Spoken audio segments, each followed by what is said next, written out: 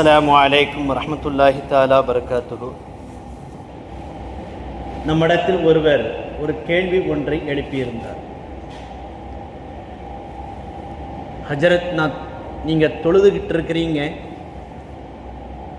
எந்த ரக்காத்தில் இருக்கிறீங்க அப்படின்னு எனக்கு தெரியலை.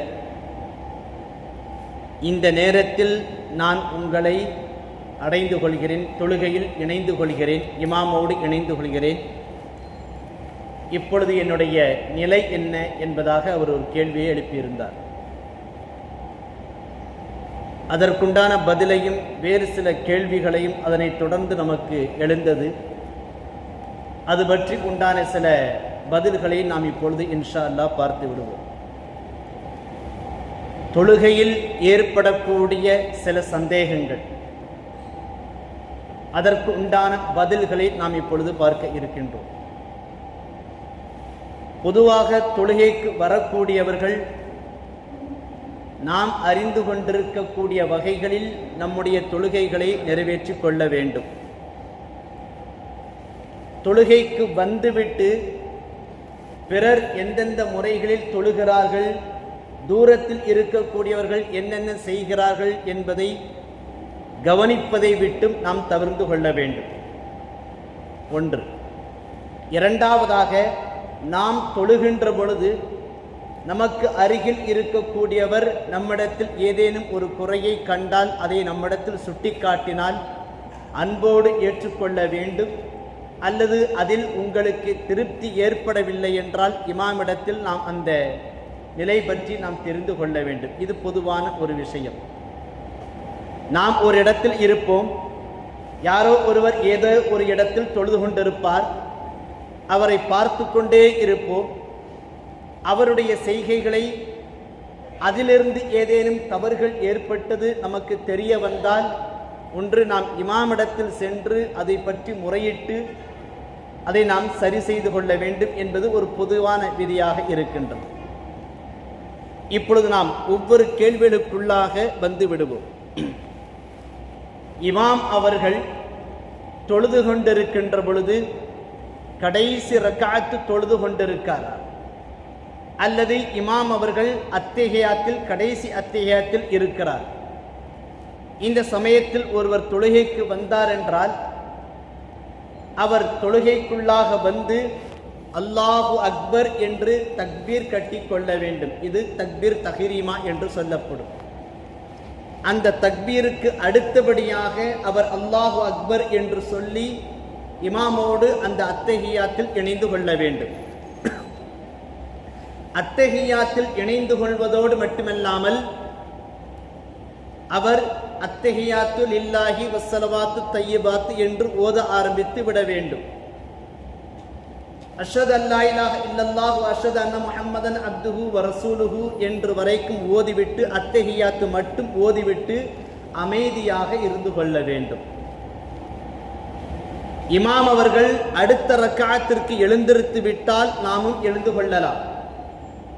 இமாம் அவர்கள் சலாம் சொல்லிவிட்டால் நாம் அப்படியே எழுந்திருத்து நம்முடைய தொழுகைகள் 4 ரக்காத்தையும் நாம் தொழுது கொள்ள வேண்டும். 4 ரக்காத் என்றால் 4 ரக்காத்துகள், ஃபஜ்ர் நேரத்தில் வந்தால் 2 ரக்காத்துகள், மக்ரிப் நேரத்தில் வந்தால் மக்ரிபினுடைய அந்த 3 ரக்காத்துகள், அந்த அத்தனை ரக்காத்துகளையும் நாம் தொழுது கொள்ள வேண்டும். இதில் என்ன நன்மை இருக்கிறது என்றால், இமாம் அவர்கள் அத்திஹியாத்தில் இருந்தாலும் கூட இமாம் சலாம் சொல்வதற்கு முன்பதாக நாம் அவரோடு இணைந்து விட்ட காரணத்தினால் இமாம் ஜமாத்தோடு இணைந்து கொண்ட நன்மை நமக்கு முழுவதுமாக கிடைத்துவிடும். இது நன்மை என்று ஒன்று இருக்க, இது மற்றுமொரு சட்டமும் இருக்கின்றது. நாம் எங்கேனும் 80-90 கிலோமீட்டர்களை தாண்டி பயணம் செய்து கொண்டிருக்கக்கூடிய ஒரு சூழ்நிலையில் அங்கு நம்முடைய பார்வையில் ஒரு பள்ளிவாசல் தென்படுகின்றது. அந்த நேரத்தில் நாம் சரியாக சென்று விட்டோம், தொழுகை நடந்து கொண்டிருக்கிறது, உது செய்கிறோம், அந்த தொழுகையில் சென்று நாம் இணைந்து கொள்கிறோம். அங்கு இமாம் அத்தஹியாத்தில் இருக்கிறார். இமாம் அவர்கள் ஒரு லுகர் தொழுகை என்று வைத்துக் கொள்ளுங்கள். இமாம் அவர்கள் சலாம் கொடுப்பதற்கு முன்பதாக அந்த லுகரில் நாம் இணைந்து விட்டால் நமக்கு அந்த தொழுகை முழுவதுமாக 4 ரக்காத்துகள் தொழுக வேண்டும், அது எங்கு இருந்தாலும் சரி. இமாம் அவர்கள் ஒரு சலாம் கொடுத்து விட்டார் என்றால் நாம் அப்பொழுதுதான் அந்த தொழுகையில் சேர்கிறோம் என்றால் நாம் பயணத்தில் இருக்கக்கூடிய காரணத்தினால் பயணத்துடைய சட்டம் வந்துவிடும். நாம் 2 ரக்காத் தான் தொழ வேண்டும், கஸ்ருடைய தொழுகை தொழ வேண்டும். இப்பொழுது புரிந்து கொள்ள முடிகின்றது நம்மால். ஒரு இமாமோடு அவர் அத்தியாயத்தில் இருக்கின்ற பொழுது நாம் இணைந்து கொள்வதன் மூலமாக ஏற்படக்கூடிய சட்டமும் நன்மைகளும் என்ன என்பதை இதை நம்மால் புரிந்து கொள்ள முடிகின்றது. ஆக இமாம் எந்த நிலையில் இருந்தாலும் நாம் நேராக சென்று குறைந்தபட்சமாக அல்லாஹு அக்பர் என்று தக்பீர் கட்டிக்கொண்டு அதற்கு பிறகு என்ன நிலையில் இருக்கிறார்களோ நாம் அதில் இணைந்து கொள்ள வேண்டும். இது அத்தியாயத்தில் இருப்பவர்களுக்கு உண்டான ஒரு சூழ்நிலை. நாம் எடுத்து சொல்லக்கூடிய இந்த ஃபத்வாக்கள் எல்லாம், இந்த சட்டதிட்டங்கள் எல்லாம் ஃபத்தாவா ஆலமுதீரி, ஃபத்தாவா ஷாமி, பஹ்ருர் ராய்க்கு போன்ற நூல்களிலிருந்து நமக்கு திரட்டி தரப்படுகின்றது. இமாம் 4வது ரக்காத்தில் இமாமோடு நாம் இணைந்து விடுகின்றோம். இணைந்து இமாமோடு முழுவதுமாக அந்த தொழுகையை, அந்த 4வது ரக்காத்து நமக்கு முழுவதுமாக கிடைத்து விடுகின்றது. இமாமோடு 4வது ரக்காத்தில் இணைந்து கொள்கிறோம், ருக்கு செய்கிறோம், சஜ்தா செய்கிறோம், அத்திஹியாத்து முழுவதுமாக ஓதிவிடுகின்றோம். அதற்கு அடுத்ததாக இமாம் அவர்கள் சலாம் கொடுக்கிறார்கள். இப்பொழுது நாம் என்ன செய்ய வேண்டும்? நாம் அப்படியே எழுந்திருத்து விட வேண்டும். நாம் எழுந்திருத்த பிறகு நாம் முதலாவதாக நாம் இமாமோடு ஒரு ரக்காத்தில் இணைந்து விட்டோம். ஆக நாம் தொழ வேண்டிய தொழுகை, நாம் லுஹரையை எடுத்துக்கொள்வோம். தொழ வேண்டிய தொழுகை மீதம் 3 ரக்காத்துகள் தொழ வேண்டும். நாம் எழுந்திருத்து சனாவை ஓதிக்கொள்ள வேண்டும். சுப்ஹானக அல்லாஹும்ம வ பிஹம்திக என்று சொல்லக்கூடிய சனாவை ஓதிக்கொள்ள வேண்டும். அவுது பில்லாஹி மினஷ் ஷைத்தானிர் ரஜீம், பிஸ்மில்லாஹிர் ரஹ்மானிர் ரஹீம், அல்ஹம்து சூராவை ஓதிக்கொள்ள வேண்டும். துணை சூராவும் ஓதிக்கொள்ள வேண்டும். ஓதிக்கொண்டு அந்த ரக்காத்தை முழுவதுமாக முடிக்க வேண்டும். இது நமக்கு தனியாக முதல் ரக்காத். ஆனால் இமாமோடு அது 2வது ரக்காத். ஆக 2வது ரக்காத் என்பதால் அந்த ரக்காத்திலேயே நாம் அத்திஹியாத்தும் அமர்ந்து கொள்ள வேண்டும். லுஹர் என்பதால் அத்திஹியாத்து மட்டும் ஓதிவிட்டு எழுந்திருத்து விட வேண்டும். எழுந்திருத்து விட்டு மீண்டும் அவுது பில்லாஹி ஓதி, பிஸ்மில்லாஹி ஓதி, அல்ஹம்து சூரா ஓதி, துணை சூரா ஓதி அந்த ரக்காத்தை முடிக்க வேண்டும். அடுத்ததாக கடைசி ரக்காத்திற்கு மட்டும் வெறுமனே அல்ஹம்து சூரா மட்டும் ஓதிவிட்டு அந்த தொழுகைகளை முடித்து விட வேண்டும். இமாமோடு நமக்கு ஒரு ரக்காத் கிடைத்திருக்கிறது. ஆனால் தனியாக நாம் 3 ரக்காத்துகள் தொழுதிருக்கிறோம். ஆனால் நாம் தனியாக எழுந்திருத்து முதல் ரக்காத்து தொழுகின்ற பொழுதும், தனியாக எழுந்திருத்து அந்த 2வது ரக்காத்தை தொழுகின்ற பொழுதும் அல்ஹம்து சூராவையும் துணை சூராவையும் ஓதிக்கொள்ள வேண்டும் என்கின்ற செய்தியை நாம் புரிந்து கொள்ள வேண்டும். இந்த தகவல்கள் எல்லாம் ஃபத்தாவா ஆலமுகீரி, ஷாமி, துர்ருல் முக்தார் போன்ற நூல்களில் நமக்கு காண கிடைக்கின்றது. இமாம் அவர்கள் அத்திஹியாத் ஓதிக்கொண்டிருக்கின்ற பொழுது நாம் இடையில் வந்து இணைந்து விட்டால் இமாம் சலாம் கொடுப்பதற்கு ஒரு சில வினாடிகளே இருந்தாலும் கூட நாம் அத்திஹியாத்தை ஓத ஆரம்பித்து விட வேண்டும். இமாம் அவர்கள் சலாம் கொடுத்து விட்டார் என்றால் நாம் அத்திஹியாத்தை இடையிலேயே நிறுத்திவிட்டோம் என்றால், இன்னும் கொஞ்சம் இருக்கிறது என்றால், ஒன்று முழுவதுமாக அத்திஹியாத்தை மட்டும் முடித்துவிட்டு எழுந்திருக்க வேண்டும். அல்லது அப்படியே எழுந்திருத்து விட்டாலும், அடுத்த ரக்காத்துக்காக நாம் எழுந்திருத்து விட்டாலும் நம் மீது எந்த விதமான குற்றமும் இல்லை என்கின்ற செய்தியும் நமக்கு ஃபத்தாவா ஷாமி மற்றும் ஆலம்கீரி என்கின்ற நூலில் நமக்கு காண கிடைக்கின்றது. ஆக இமாமை பின்தொடரக்கூடியவர்கள், இடையில் வரக்கூடியவர்கள் எடுக்கக்கூடிய நிலைப்பாடுகள் இதுவெல்லாம். கடைசி ரக்காத்திற்கு வந்தாலும் இது நிலைமை. ஒரு ரக்காத் முடிந்துவிட்டு வந்தால் நாம் எழுந்திருத்து தொழ வேண்டியது, எழுந்திருத்து ஒரு ரக்காத்தை தொழுதோம் என்றால் அப்பொழுதும் சனா ஓத வேண்டும். அவுது பில்லாஹி, பிஸ்மில்லாஹி, அல்ஹம்து சூரா, துணை சூரா ஓத வேண்டும். 2 ரக்காத்துகள் மட்டும்தான் நமக்கு கிடைக்கின்றது. மீதி 2 ரக்காத்துகள் நாம் தொழ வேண்டும் என்றால் அப்பொழுது முழுவதுமாக சனாவை ஓத வேண்டும். அல்ஹம்து சூரா, துணை சூரா எல்லாம் ஓதி அந்த தொழுகை மிகச்சரியான முறையில் முடித்து விட வேண்டும். இதுவெல்லாம் பின்னால் இணையக்கூடியவர்களுக்கு ஒரு சட்டமாக நாம் பார்க்க முடிகின்றது. சில பள்ளிவாசல்களில் இமாம்கள், தொழ வைக்கக்கூடிய இமாம்கள் தக்பீர் சொல்லி தொழுகையை ஆரம்பிப்பார்கள். மிகப்பெரிய தவறை பல இமாம்கள் அதில் செய்கிறார்கள். தக்பீர் பொதுவாக எப்படி சொல்ல வேண்டும்? அல்லாஹு அக்பர் என்று சொல்லி தக்பீரை கட்டிக்கொள்ள வேண்டும்.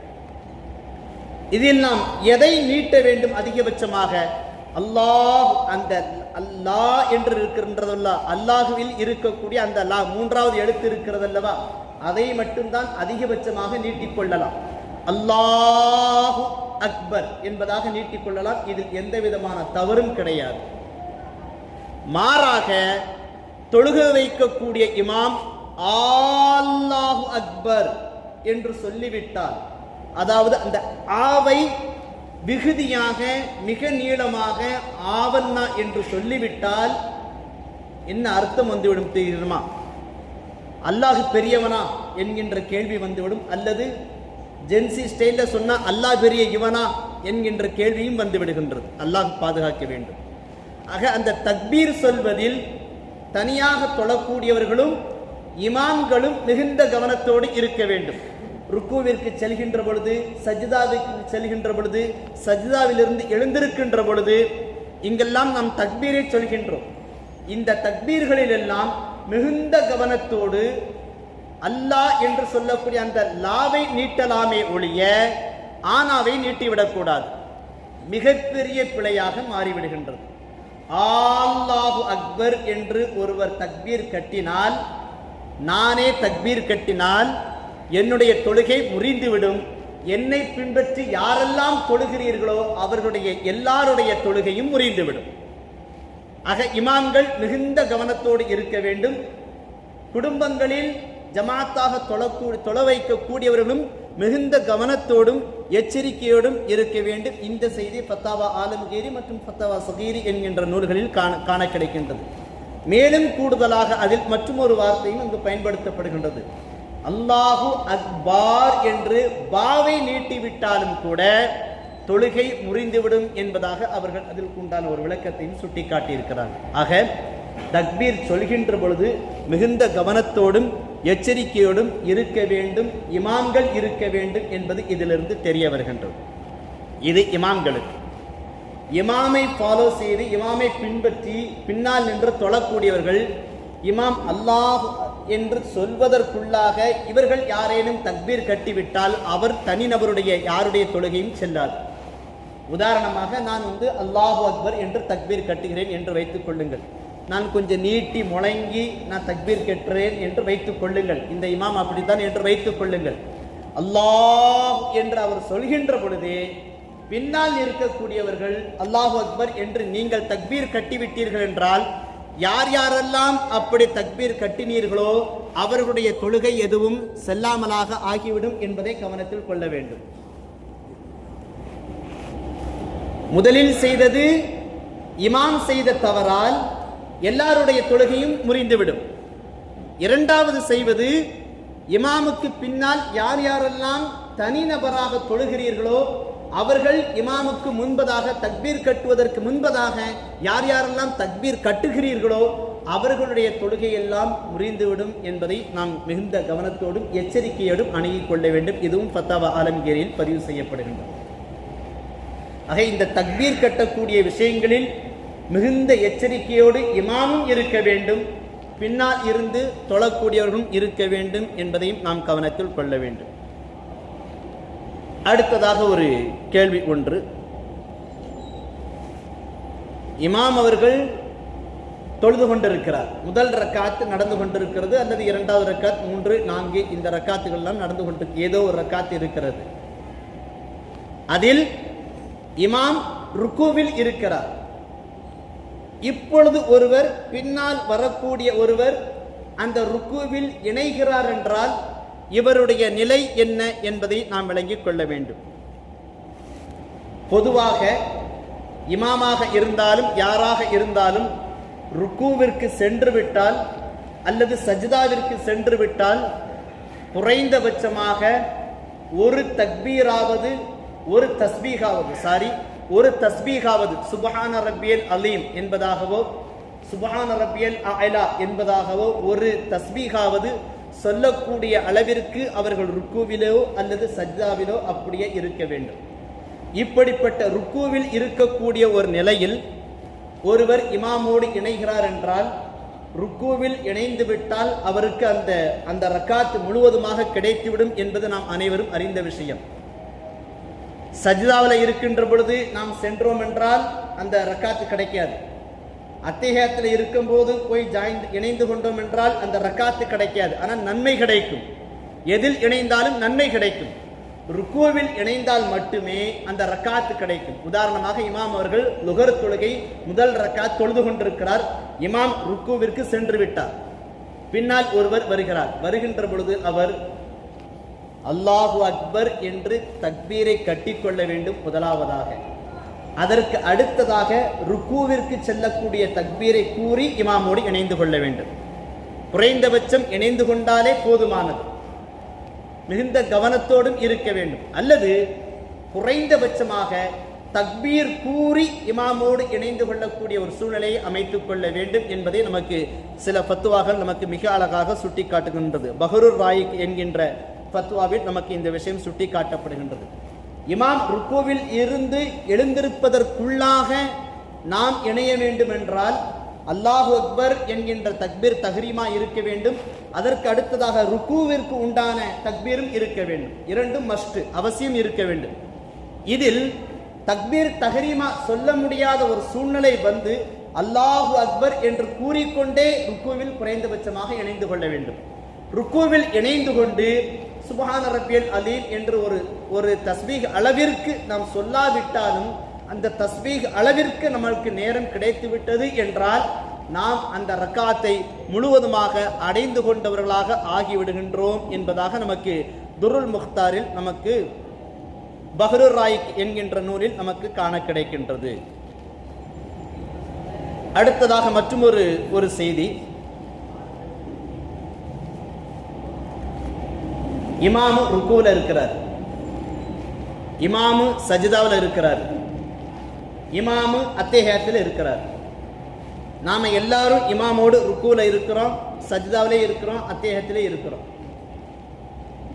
நாம இமாம் எழுந்திருத்த பின்னாலும் தொடர்படியாக ருக்கூவிலேயே இருந்து கொண்டிருக்க கூடாது. தொடர்படியாக சஜிதாவிலேயே இருந்து கொண்டிருக்க கூடாது. தொடர்படியாக அத்தஹியாத்திலேயே இருந்து கொண்டிருக்க கூடாது. ஏன்? இமாமோடு இணைந்து குறைந்தபட்சமாக ஒரு தஸ்பீக் அளவு ஓதுவது கூட அது நமக்கு அந்த வாஜிபை அது நிறைவேற்றியதாக ஆகிவிடும். பொதுவாக இமாம்களாக இருந்தாலும் தனியாக தொழக்கூடியவர்களாக இருந்தாலும் எந்த ஒரு காரியத்தையும் நிதானமாக ஒரு தஸ்பீகை 3 முறை ஓதக்கூடிய அளவிற்கு நாம் நிதானமாக இருக்க வேண்டும். 3 அல்லது 5 தஸ்பீக் அளவுக்கு இமாம் அவர்கள் புரிந்து விட்டால் சுப்ஹான ரப்பியல் அலீம், சுப்ஹான ரப்பியல் அலீம், சுப்ஹான ரப்பியல் அலீம் என்று குறைந்தபட்சமாக 3 அல்லது 5 முறை சொல்லக்கூடிய அளவிற்கு ருக்கூவிலேயோ அல்லது சஜிதாவிலேயோ இருக்க வேண்டும். தொழக்கூடியவர்கள் பின்னால் தொழக்கூடியவர்களும் அதை அனுசரித்தே தங்களுடைய தஸ்பீகை அமைத்துக் கொள்ள வேண்டும். இமாம் ருக்கூவிலிருந்து எழுந்திருத்து சஜிதா செல்கின்ற வரைக்கும் நீங்கள் ருக்கூவிலேயே இருந்து கொண்டே இருந்தால் உங்களுடைய தொழுகை முறிவதற்குண்டான வாய்ப்புகள் அதிகமாக இருக்கிறது. மிகுந்த கவனத்தோடு இருக்க வேண்டும். இமாம் எந்திரிச்சிட்டார்னாக்கா நம்மளும் எந்திரிச்சிடணும். ஒரு தஸ்பீக் ஓதினாலும் பரவாயில்லை. இமாம் எழுந்திருத்து விட்டால் நீங்கள் எழுந்திருத்து விட வேண்டும். சமியல்லாஹு லிமன் ஹமிதா சொல்லிவிட்டால் நீங்களும் நிமிர்ந்து விட வேண்டும். சஜ்தாவில் இருந்து சொல்லிவிட்டு அல்லாஹ் அக்பர் என்று சொல்லிவிட்டால் நீங்களும் எழுந்திருத்து விட வேண்டும். ஆனால் இமாம்களுக்கு செய்ய வேண்டிய காரியங்கள் நிதானமாக 3 to 5 தஸ்பீக் அளவிற்கு ஓதிக்கொள்ள வேண்டும். அதையும் தாண்டி ஒருத்தர் சஜிதாவிலேயே இருந்தாரு, ருக்கூவிலே இருந்தார்னாக்கா அதுக்கு இமாம் பொறுப்பாக மாட்டார். விளங்கிக் கொள்ள வேண்டும். அதற்கு இமாம் எந்த விதத்திலும் பொறுப்பாக மாட்டார். அவருடைய தொழுகை முறிந்து போவதற்கு அவரே காரணமாக ஆகிவிடுகிறார், அந்த தனிநபரே காரணமாக ஆகிவிடுகிறார் என்பதையும் நாம் விளங்கிக் கொள்ள வேண்டும். ஆக தொழுகையில் இமாமோடு இணைந்திருக்கின்ற பொழுது இது போன்ற விஷயங்களை மிகுந்த கவனத்தோடும் எச்சரிக்கையோடும் இருந்து கொள்ள வேண்டும். அடுத்ததாக ஒருத்தர் தனியா தொழுகிறார்.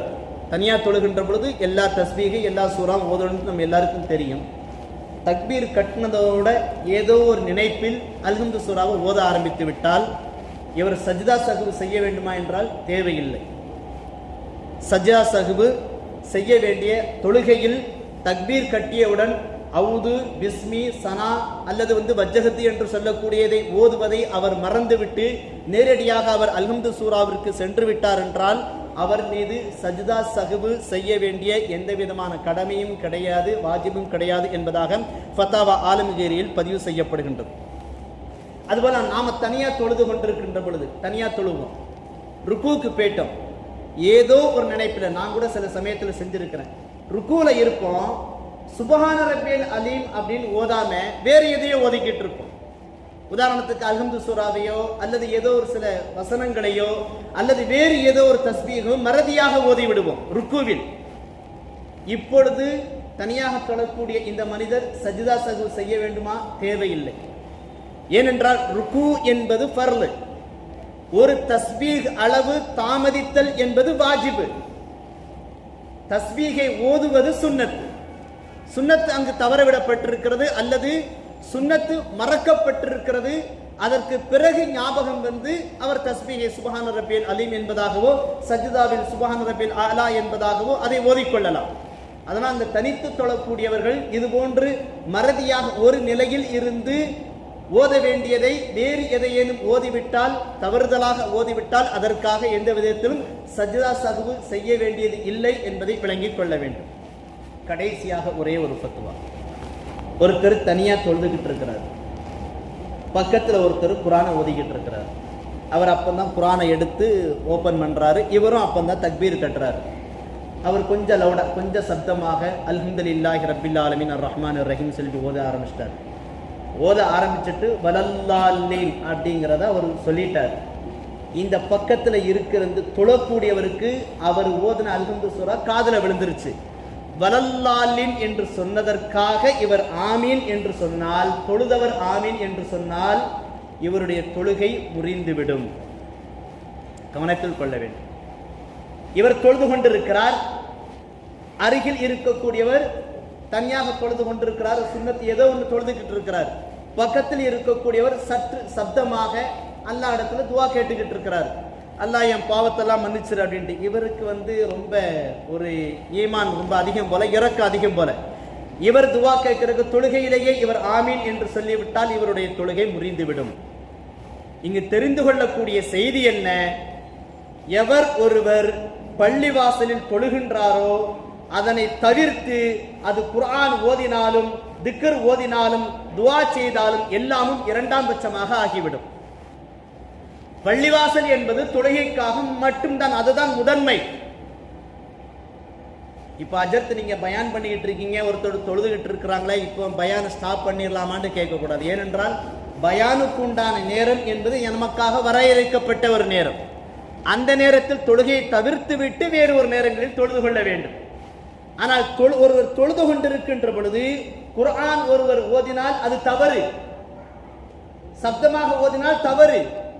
ஒருவர் தொழுது கொண்டிருக்கின்ற பொழுது சப்தமாக நீங்கள் துஆ செய்தால் தவறு. ஒருவர் தொழுது கொண்டிருக்கின்ற பொழுது சப்தமாக திக்ர் செய்தால் தவறு. ஏனென்றால் தொழுகைதான் முதல் பட்சம். இவர் தொழல, யாருமே தொழல. ஒருத்தர் சப்தமாக குர்ஆன் ஓதுறாரு, ஒருத்தர் சப்தமாக திக்ர் செய்யறாரு, ஒருத்தர் சப்தமாக துஆ செய்யறாருனாக்கா அதில் எந்த விதமான குழப்பமும் கிடையாது, அதில் தவறு கிடையாது. ஆனால் நம்பர் 1 முதல் இடம் தொழுகைக்கு இடம் கொடுக்க வேண்டும். ஒருவர் ஓதிக்கொண்டிருக்கிறார், ஒருவர் நேராக தொழுகைக்காக தக்பீர் கட்டிவிட்டார் என்றால் அந்த ஓதலுடைய சப்தத்தை குறைத்து விட வேண்டும். ஒருவர் திக்ர் செய்து கொண்டிருக்கிறார், ஒருவர் துஆ செய்து கொண்டிருக்கிறார், ஒருவர் அப்பொழுதுதான் ஒது செய்து விட்டு அவர் தக்பீர் கட்டுகிறார் என்றால் இந்த திக்ரையும் இந்த துஆவையும் சப்தத்தை குறைத்து விட வேண்டும். முதலிடம் தொழுகைக்கு கொடுத்து விட வேண்டும். இது ஒரு மிகப்பெரிய சிக்கலை அது உருவாக்கிவிடும். ஏனென்றால் பள்ளிவாசல் மஸ்ஜித் என்பது சஜ்தா செய்யக்கூடிய இடம், தொழுவதற்கென்றே நிர்மாணிக்கப்பட்டது. தொழுகைக்குத்தான் முதல் இடம். இரண்டாம் இடம்தான் ஓதுவதாக இருந்தாலும், இரண்டாம் இடம்தான் திக்ர் செய்வதாக இருந்தாலும், இரண்டாம் இடம்தான் துஆ செய்வதாக இருந்தாலும். இதற்கே இப்படி என்றால் எந்த விதமான அறிவும் இல்லாமல் நடுப்பள்ளி வாசலில் வைத்துக்கொண்டு சப்தமிடக்கூடியவர்களை, சப்தமாக பேசக்கூடியவர்களுடைய நிலை என்ன என்பதை விளங்கிக் கொள்ள வேண்டும். யோசிச்சு பாருங்களேன், ஒருத்தர் தொழுதுகிட்டு இருக்கிறாரு, ஓதவே கூடாதுன்னு சொல்ற இடத்துல ஒருத்தர் சப்தமா 2 பேர் பேசிக் கொண்டிருந்தார் என்றால் அவர் எவ்வளவு பெரிய பாவியாக ஆகிவிடுகிறார். சுய அறிவு நமக்காக இருக்க வேண்டும். பள்ளிவாசல் என்பது ஒழுக்கத்திற்கு முக்கியத்துவத்தையும் தொழுகைக்குண்டான முதலிடத்தையும் கொடுத்து விட வேண்டும். இவர்கள் ஓதிக்கொண்டிருக்கிறார்கள், இவர்கள் பிரார்த்தனை செய்து கொண்டிருக்கிறார்கள். ஒருவர் வீணான பேச்சுக்கள் என்பது பள்ளிவாசலில் உள்பள்ளியில் எப்பொழுதுமே அது நடைபெறாத ஒரு விஷயம், வைத்துக் கொள்ள கூடாது.